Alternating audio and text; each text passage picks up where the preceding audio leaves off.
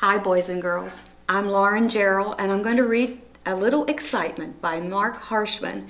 The illustrations are by Ted Rand, and I wanted to just show you at the beginning of my book, I actually met the author, and he autographed my book for me, and he has written for Lauren a warm story for a cold night. So I hope you enjoy this story, and anytime you get to meet an actual author of the book you're reading, that makes it so much more memorable. Thank you. A Little Excitement by Marc Harshman and illustrated by Ted Rand. And Marc Harshman is a West Virginia author. Isn't that awesome? Winter on Pleasant Ridge had gone on long enough. Sure, I love sledding and snowmen, snowballs and snow forts, but they can be boring, especially when you live so far in the country that your only companions are a pair of older sisters. Half the time they didn't even want to play, and the other half, when they did, they were always too bossy. Mom said maybe I was too fussy. Anyway, I was tired of winter and tired of being bossed. And what else was there? Not much. Get up, go out in the dark, and carry hay while Dad milked. Eat, go to school. Go home and carry hay again. Eat, study, and put up with Annie and Sarah. Not much fun, I can tell you. Annie and Sarah would tease me about the girl that the bus driver made me sit beside. When we played games, it was always them against me, and if I cheated, just to make it fair, they complained. Mom tried. She'd offer to play checkers, and sometimes we did. But you can't tell your friends when they ask what you did last night. Oh, played checkers with Mom. I liked working with Dad, but winter wasn't the fun time for that. Winter was always all mud and buckets and cow manure. And at night after chores, Dad could only slump in his chair, too tired to do much with any of us. I wondered if he would ever get his old summer strength back. Some days it seemed all I could wish for was that there was something exciting might happen. One Sunday when we visited Grandma after church, I listened to her tell about winters as a girl. She would ride to town on a sleigh behind two black mares. There were blizzards that topped the roof of the old porch, and sometimes her school would be closed for weeks at a time. It all sounded pretty good and lots more exciting than my winter. But when I told her this, she said, "Be careful what you wish for, Willie. You might just get it." Well, I didn't quite understand that. I didn't see why you'd have to be careful. I thought the best thing in the world that could happen to this winter would be a little excitement. Let's see what happens. Mom heard the strange, loud noise first. She woke up Dad, and he ran down the stairs, switched on the light, and saw the glow from the overheated stove. Dad's weariness had caught up with him. When he loaded up the stove with as much wood as it could hold that cold night, he forgot to shut out the air. So, instead of burning slowly, the fire swelled white hot and ignited the tar built up inside the chimney. He hollered everyone awake, but it was Sarah who yelled at me, pulled off my covers, and stumbled beside me down the stairs. Was this what I wished for? Look at that color of the stove. I was cold and the snow lay deep on the hill. In our pajamas we stood shivering, and in the dark at the top of the roof, outside the red brick chimney roared a red thick fire.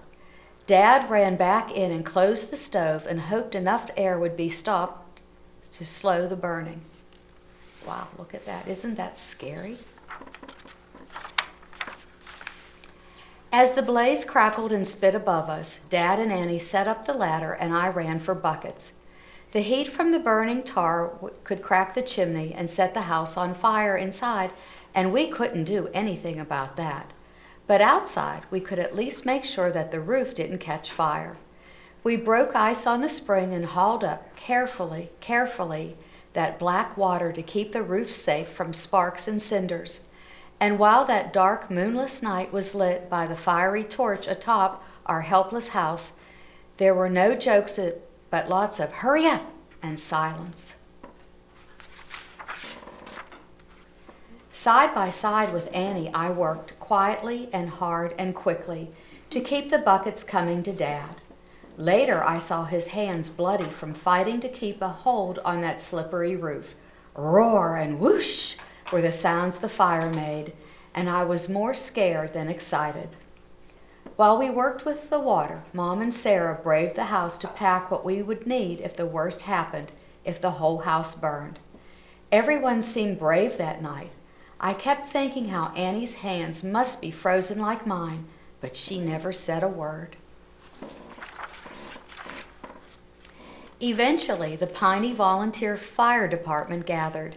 Jimmy up from Adeline and Harry from Dutch Fork, Bob from Closton, and Dan Creary from Sleepy Creek Hollow. They all came in pickup since the pump truck was froze solid over at Dixon's. Neighbors from across the valley and down the ridge would arrive too before it was over. But of course, the first one there was Dad himself.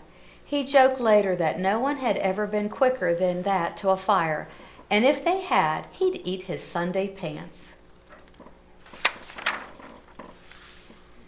The night was beautiful, all white and black beyond the fire.